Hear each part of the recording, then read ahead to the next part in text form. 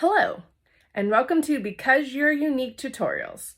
My name's Maggie, and on today's tutorial, we're going to be making these wonderfully spooky Halloween butcher knife earrings. Come along. Open the Glowforge app on your computer and then click Create, Upload, find where you have your file, click on the file, click OK. It's going to take a second to load. Once it loads, you're going to drag your items where you want them to cut and rotate them accordingly. And then here you're going to click Score for the first one, and then I use the settings of 360. Seems to get a nice good score. Then you click on the bottom one, click on Cut. Lately I've been having problems with my cut, so I've been switching them to 135 and then full, like this. Then where you have them situated nice and you want them to be, you're going to go ahead and click on unknown and then tell it your settings. I'm using 1/8 inch MDF, so I put in 0.13. You'll need to measure yours. Then when you're ready, you're going to click on the Ready Magic button on the far right side. Your Glowforge app is going to think, and then it's going to give you an estimated time for how long it's going to take your project to do. For this project, it's going to take 36 seconds on my Glowforge Pro. You're going to hit the glowing magic button and watch the Glowforge work its magic.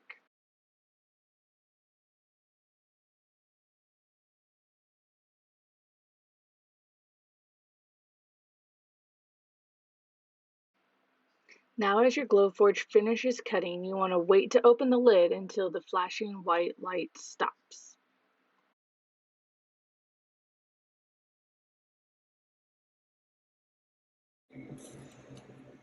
So first we're going to start by pushing out the earring hole pieces. They don't always pop out on their own. She's a little X-Acto knife. Push those out. Pop out the back. Next we're going to shake our paint up a little bit.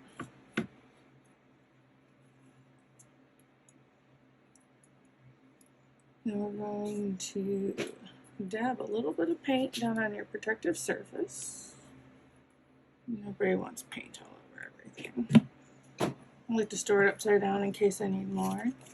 Then we're going to flip our earrings, so scoring's on the back, and we're going to gently peel off that masking tape with our X-Acto knife, just a little bit in the corner, peel it off.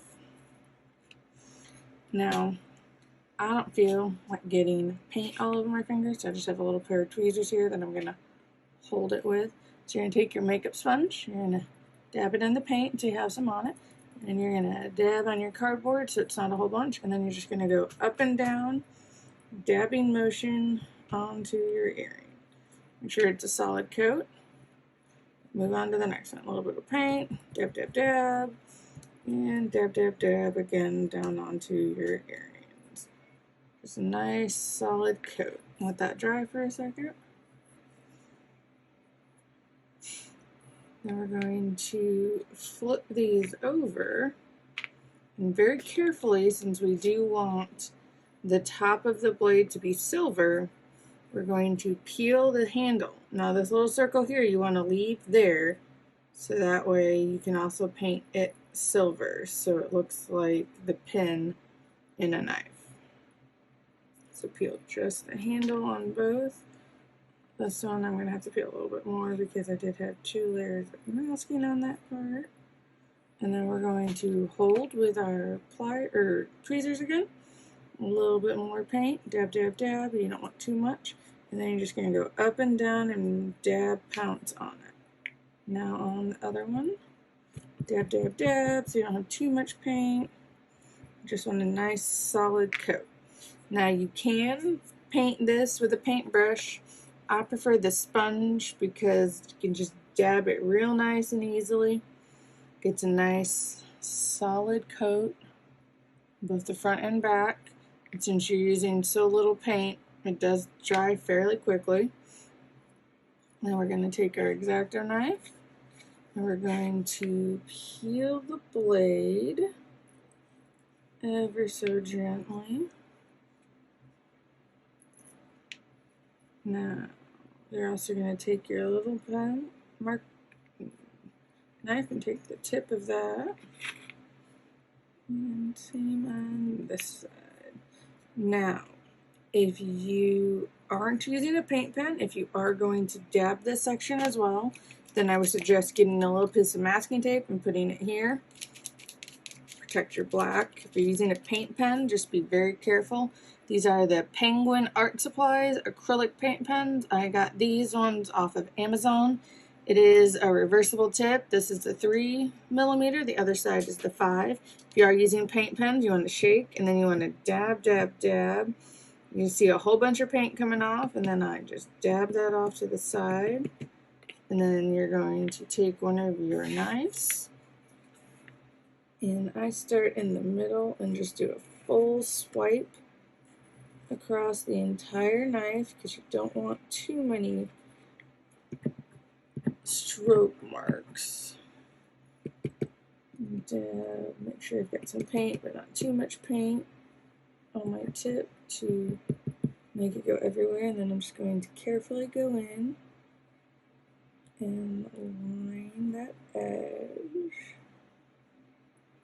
like so, and then we're just going to take that and move it all the way across to minimize your lines.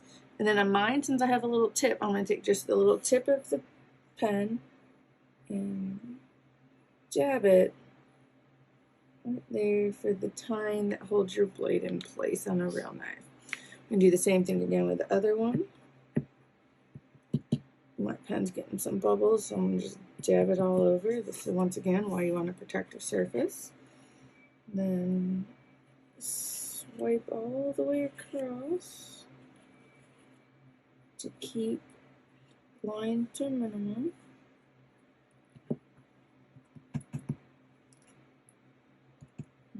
And then up close and personal here.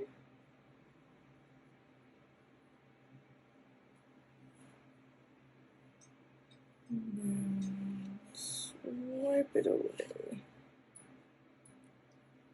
Gives a nice, clean, shiny look.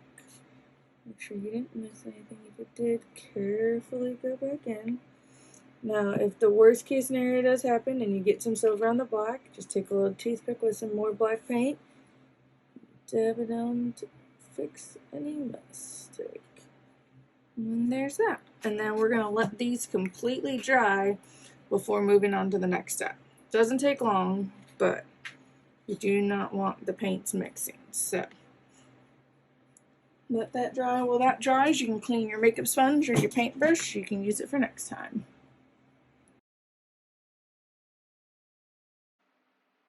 Here you're going to drip some water into your disposable mixing container. Just a little bit, you don't need a whole lot. You just want to water down your paint a little.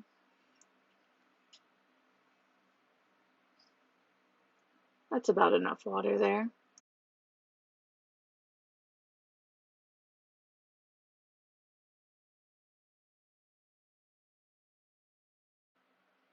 Now I'm going to add 2 squirts of this acrylic paint to the water. Now you want to take your popsicle stick and stir it very well. You want to incorporate the water and the paint into one. Make sure you scrape the bottoms of the container in order to incorporate all the paint into the water.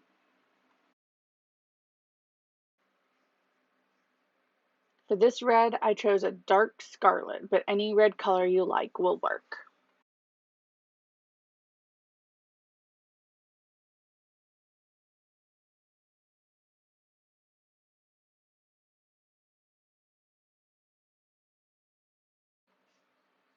Now that all the painting is mixed well, I'm going to switch my protective covering from this flat piece of cardboard to a box so I don't get my splatter paint all over the place. Protect your worked surfaces.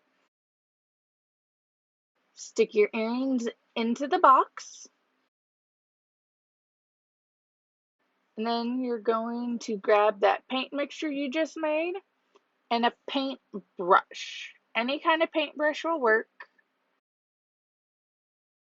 I prefer use these cheap ones that you give children to paint with. Makes a good splatter. You're going to dip your paint into your mixture, and you're going to take the paintbrush, hold it like this, and just flick your finger around or your whole wrist in order to get the paint to come off the paintbrush. You're going to do this as little or as much as you like to get the effect that you're looking for. There is no right or wrong way to make this paint splatter. You can turn the box or move them items as you need to get the effect that you're looking for.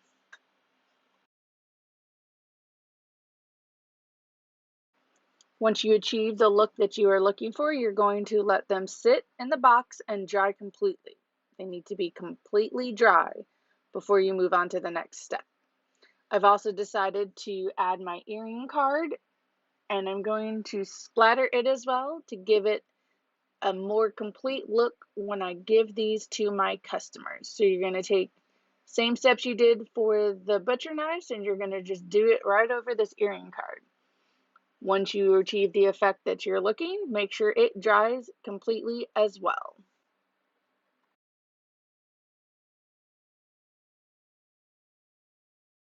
Now it's time to assemble the earrings. You're going to grab your 2 pliers and your jump rings. You're going to hold your jump ring with a pair of pliers on either side, and then you're going to move your dominant hand towards you to open them up slightly. Once you have them open, you're going to slide your butcher knife earring onto your jump ring, and then you're going to grab your earring hook, and I like to put them towards the back of the earring. That way I know that they're going to hang properly on my head. Then you're going to grab your 2 pliers and you're going to pull your dominant hand forward, closing and connecting the circled jump ring. Once it is completely closed, I like to spin it and make sure nothing's going to fall off. Then you're going to repeat this with your other earring.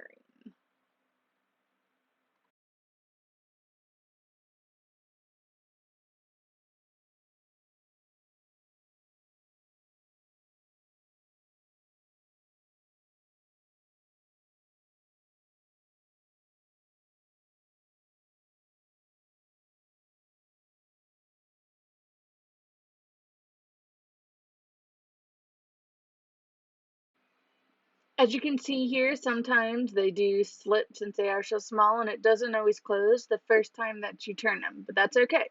Just keep turning your pliers until you see it is securely closed, and then make sure your earring's not going to fall off. And now you have a completed butcher set of earrings.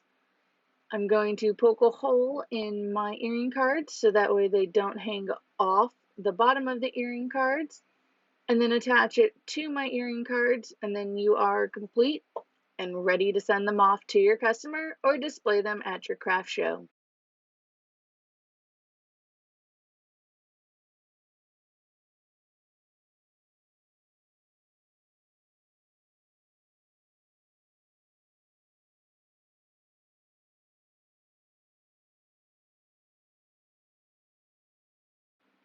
Thank you for joining me on my tutorial of how to make a pair of butcher knife splattered blood earrings.